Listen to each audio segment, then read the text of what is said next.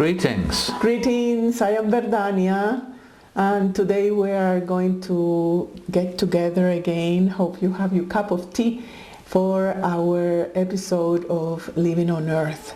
And this time we are going to the northeast India. Northeast India, in a city that is really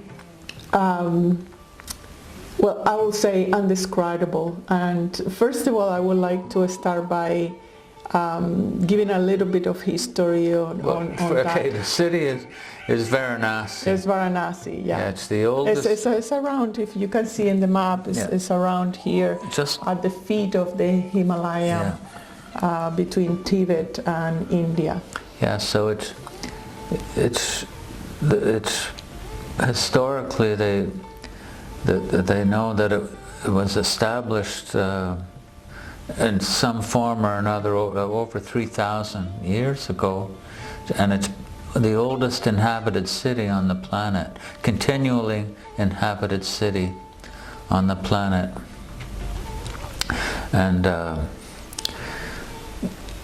so we were there several years ago, and and it's a city also that historically is important for Buddhism, because the Buddha got his first discourse nearby.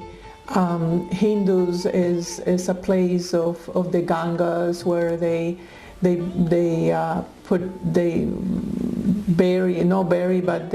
burn their death and put it in the river. And as well as the Jains also have recognized that place as a sacred. And geographically, they meet three. There is the Ganga and then another two affluents that goes and meet there. Yeah. And at one point of history, there were like the kings and the tsars. There's been so many different epochs and civilizations and wealth. It was a center of commerce, textiles, the very creative center. Very creative for center, thousands of years. Yeah. And it slowly is becoming more like a purification culture. Like in these days, we see religious expressions, the agoras and the sadhus, and we see a lot of tourism there, pilgrimage from the Hindus and the Tibetans that goes there, who wants to purify, to let go, and they have these ceremonies along the Ganga every day. They have artis every day where they invoke the purity of the Gangas. And one of the things that scientifically blows my mind is after being there and seeing how so much stuff is dropped in the Ganga, still the water maintains purity. It's like to understand it, you have to think of it in terms of being a kidney, where the toxins are absorbed through the water, purified, and then eliminated through the kidneys. How it eliminates through the urine and so on. So it's that continuing like a function, where it's absorbing toxins and then eliminating. Yeah, and is receiving from the blood. Is not receiving from the blood the impurities, and that's the first thing that you can see in Varanasi is that there is impurities all over the place. It's really a shock to go there. If you go with the concept of it being a very beautiful, holy, saintly place, it's going to be destroyed, because that's the function of the place. It's what the Hindus call the Shiva energy. It's the destruction of all these concepts, And it's so timing now in our culture, because right now in the planet we are reframing structures. We are internal structures that have been in our system, the limitations of our humanity, belief systems, the political, the technology, the health, everything is kind of reshaping itself. And when these places still hold that energy in such a vibrancy, and so I will say, if you see an agora of one of these yogis, you say, wow, they are really intense. Yeah, and you can see the agora is it's a sect, and that they've taken it, that spiritual quest, to such a point, where they renounce the earth, the earthly structures and senses. They can cover themselves with human ashes, and they use human bones, anything that can be the most seem like the most revolting. They do it. Yeah. Just to renounce the earth, the senses, in order to get to a spiritual understanding, a spiritual type enlightenment. of enlightenment. When we went there, it's all these things are still there. You still see agoras, you still see the sadhus, and there's like the snake things with the baskets. Yeah, you didn't like that. It's like and it's not clean. The place is really not clean. It's a shock for a Westerner, if a Western, health inspectors went or something there, they'd just shut the whole place down. Well, it is part of the movement, or of they accept all the impurities. As a kidney attracts. They attract the impurities in all levels, and they manifest that, and they animate that in the place. And at the same time, when you go out of there, at least in my experience, in our experience too, when you go out of there, you have a much more deeper, clean understanding of where you are, or where you were. And it's a place of disillusionment, in that your illusions about spirituality can be refresh and rejuvenate. Well, old ones can. It's so shocking that you let go of old spiritual concepts, and it makes me think of 2,800 or 2,600 years ago, the time of Buddha, where Buddha, when he traveled through there, and he had teachers, probably like different types of, wouldn't have been agoras at that time, but different types of renunciation, ascetics. So he had, on one side he came from opulence, and he went to the aesthetics. He took it to the extreme, He took it to the extreme, and then when he reached Varanasi, it seems he saw through it. No, that's too tight for me, That's too tight. So it could have helped him, the energy of there, to get enlightened, but by realizing, no, this is not it. These concepts I have I gotta let them go. And that's when he, this thing, not too loose, not too tight, because he tried both. He had tried, the sensual world, and then he tried the aesthetic world, and neither one was the path, Yeah. And that's right near there that he got supposedly enlightened. Yeah, and so it's not a purification that it makes comfortable the senses. No. But it really is, you go through all the filters of the kidneys, and if we can put that analogy, you go through all the layers of the kidneys, and what comes out is all the impurities, but in the water form. and it rejuvenates the blood of the earth, the blood of your own spirit. So it is a place that is surely powerful geographically where it is, and we are looking forward then for the shamanic journey and see what that lead us to it. Very good. Let's get started.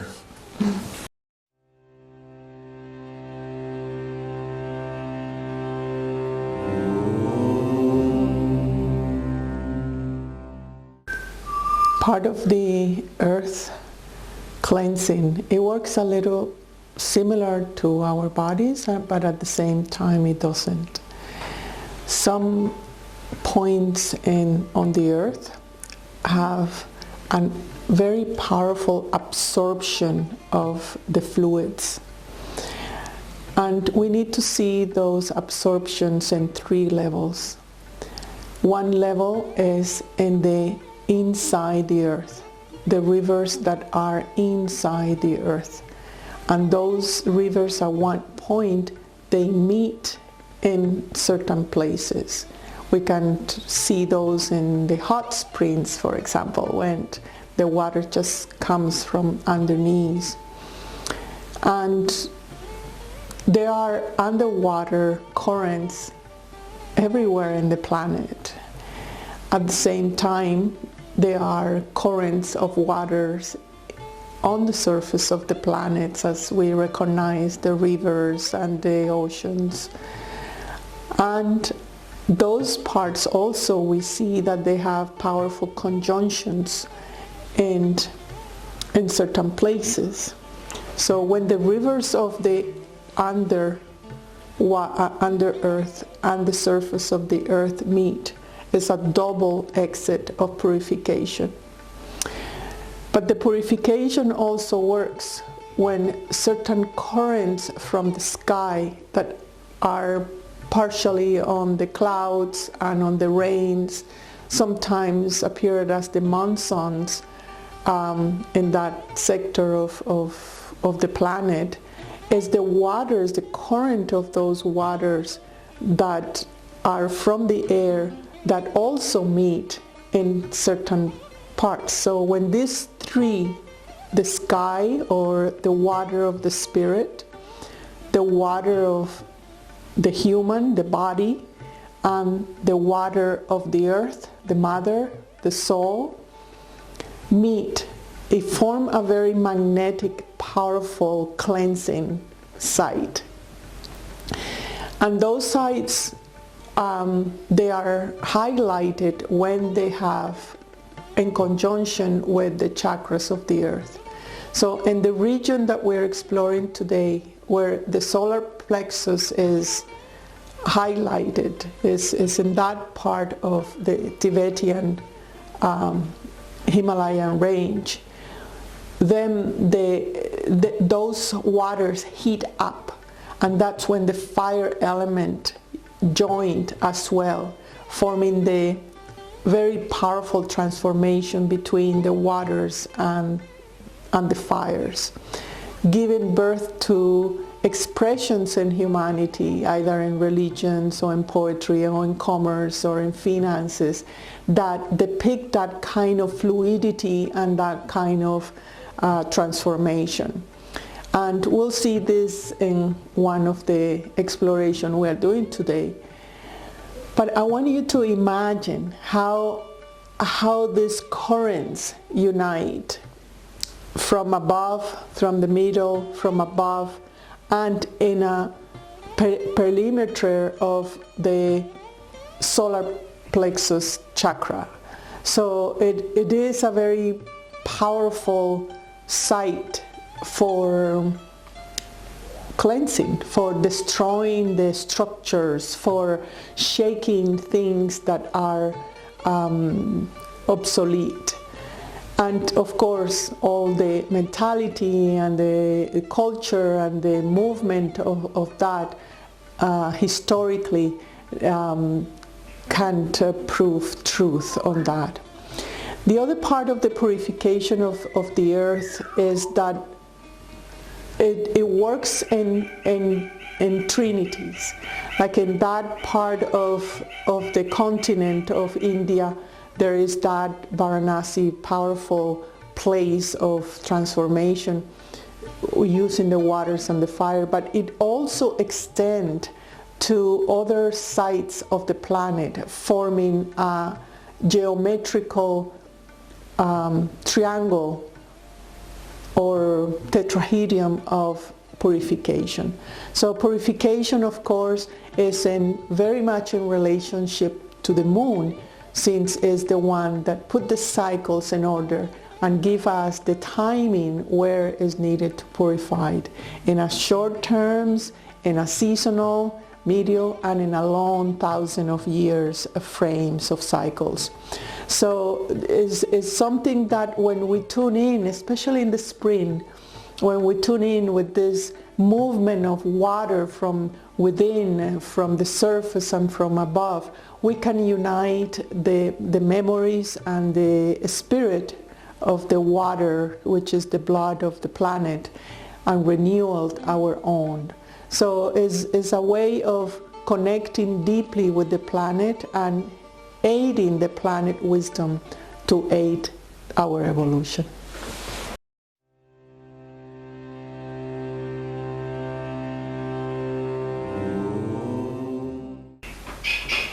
Take a deep breath.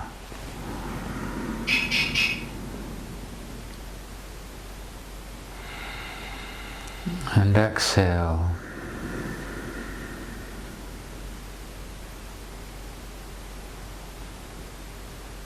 Again, long, deep, relaxing breath.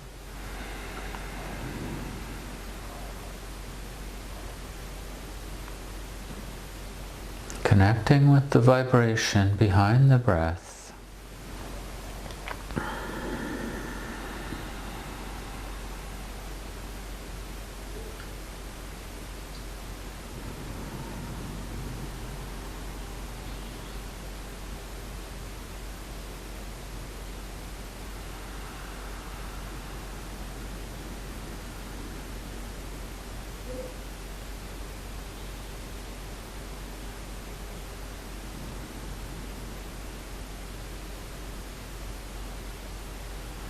Imagine now we're in the continent of Asia.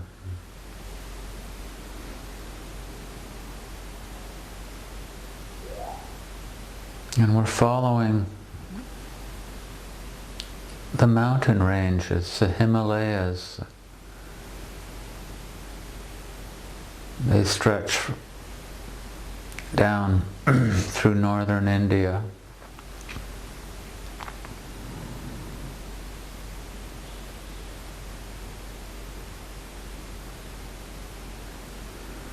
And imagine they're like there's an energetic flow of energy through them.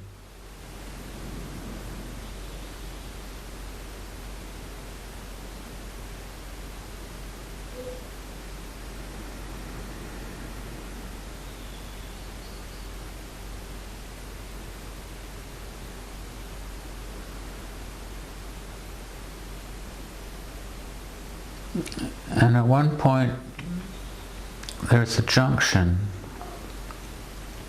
and the energy flows in two directions, one to the north to Tibet and one to the south.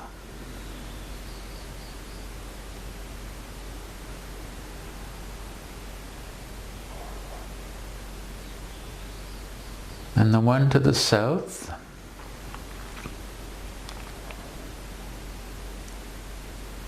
in northern India would be, northeast India would be around Varanasi.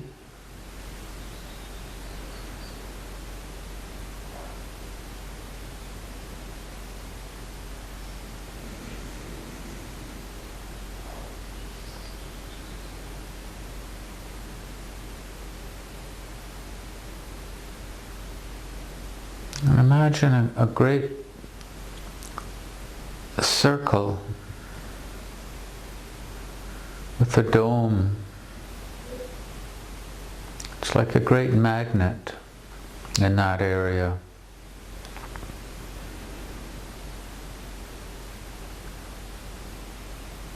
It's a reflective magnet.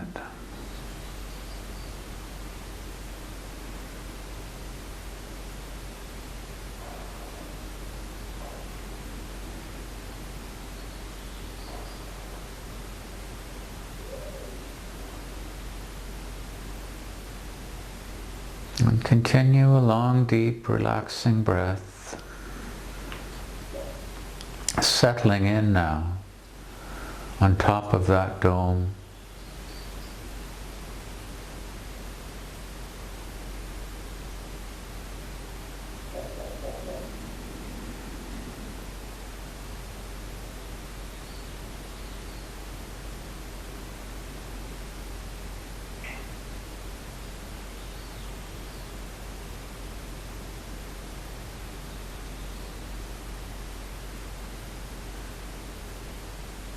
And we begin to perceive a multitude of shapes.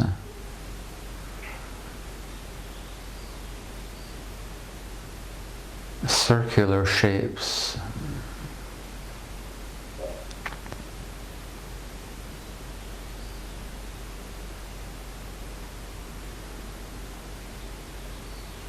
It's like a great, forming the image of a great flower.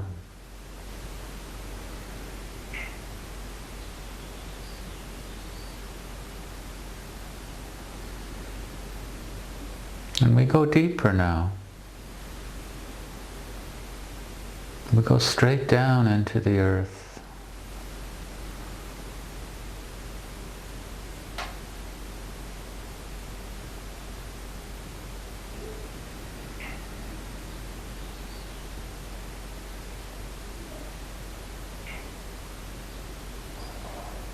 And there's something like the image of a satellite dish pointing upward.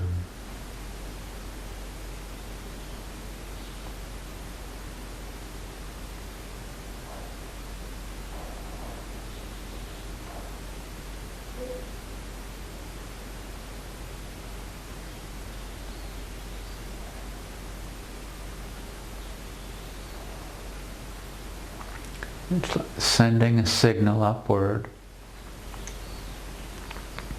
And then we see the signal entering the waters. There's different flows of waters.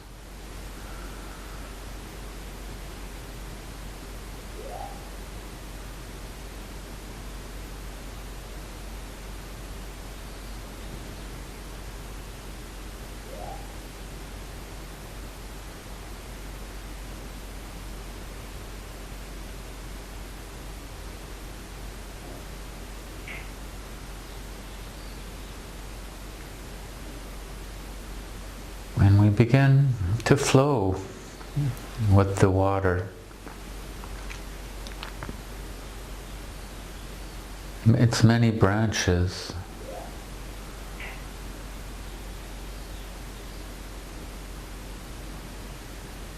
It's like a great kidney.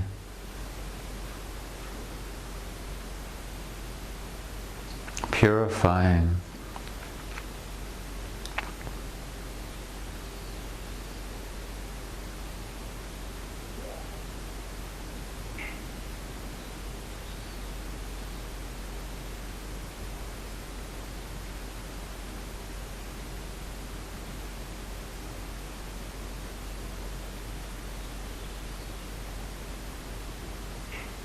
And the water, as the water flows, it becomes more and more clear.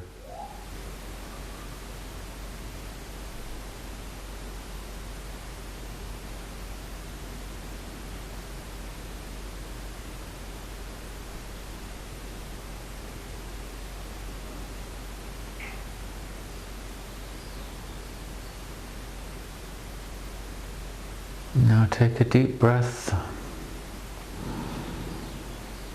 Returning to the body.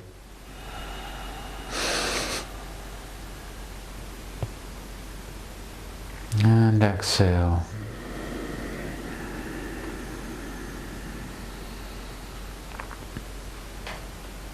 And relax the breath.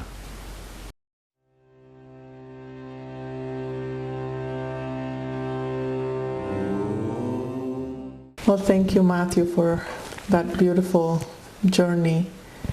That seems what catch my attention was the magnetic plate that you talk about. It's a magnetic plate.